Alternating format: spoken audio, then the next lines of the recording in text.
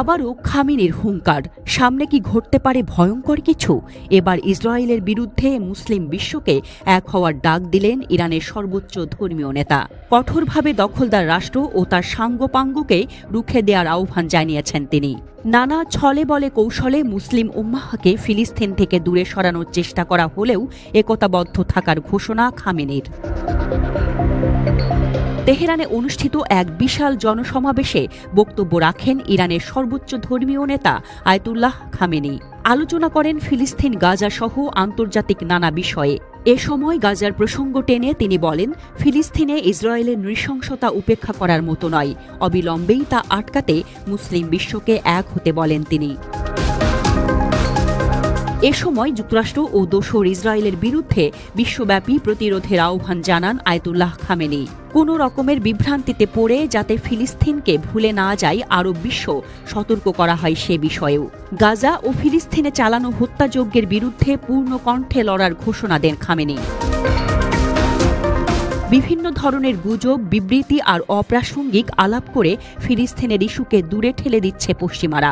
বহু দ্বিমুখী নীতির মাধ্যমে ফিলিস্তিনকে মুছে দেওয়ার পায়তারা করছে তারা, এমনটাই দাবি ইসলামী বিপ্লবের এই নেতার। শুধু কি ইসরায়েল আর যুক্তরাষ্ট্রের বিরুদ্ধেই খামেনির বার্তা?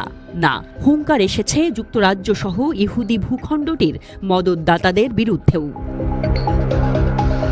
2023 সালের 7 অক্টোবর হামাসের নজিরবিহীন হামলার জেরে গাজায় আগ্রাসন শুরু করে ইসরায়েল, যা আজ অবধি চলমান। মাঝে ভঙ্গুর যুদ্ধবিরতিতে সাময়িকভাবে বর্বরতা বন্ধ থাকলেও গেল মার্চে তা আবারও শুরু করে ইহুদি বাহিনী। ওয়াশিংটনের প্রকাশ্য মদদেই ধীরে ধীরে জাতিগত নিধনের দিকে এগোচ্ছে তেল আবিব। এত বিশ্বমোড়ল থাকা সত্ত্বেও দীর্ঘ এই 1.5 বছরেও নেতানিয়াহুর লাগাম টানতে পারেনি কেউ। মুখে কুলুপ আটা মিশর, জর্ডান, সৌদি সহ আরব বিশ্বের।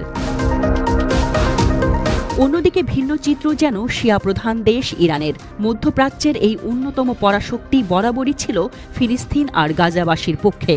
ফিলিস্তিনিদের স্বার্থে নিজেদের কোনো রকম ক্ষয়ক্ষতি বিবেচনা না করে ইহুদি ভূখণ্ডে হামলাও চালিয়েছে তেহরান। আর সে সময় মুখ হাঁ করে চেয়েছিল গোটা আরব বিশ্ব, যেন নিরীহ গাজাবাসীর দুঃসময়ের অকৃত্রিম বন্ধু ইরান। শুধু তাই নয়, ফিলিস্তিনের মুক্তিকামী সংগঠন হামাসকেও ধরা হয়ে থাকে ইরানের প্রক্সি গ্রুপ হিসেবে। প্রকাশ্যে গোপনে গোষ্ঠীটিকে অস্ত্রসহ নানা সহায়তা দিয়ে এসেছে খামেনি প্রশাসন। গাজার প্রতি সমর্থন জানিয়ে যুদ্ধও লড়েছে হুথি, হিজবুল্লাহর মতো ইরানের অন্যান্য প্রক্সি গ্রুপগুলো। বিনিময়ে ইসরায়েলি হামলায় গোষ্ঠীগুলো হারিয়েছে হানিয়া, সিনওয়ার, নাসারাল্লাহর মতো নেতাকে।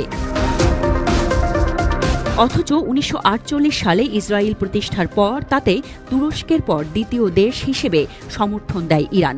কিন্তু দেশটিতে ইসলামী বিপ্লবের পর পাল্টে যায় অবস্থান।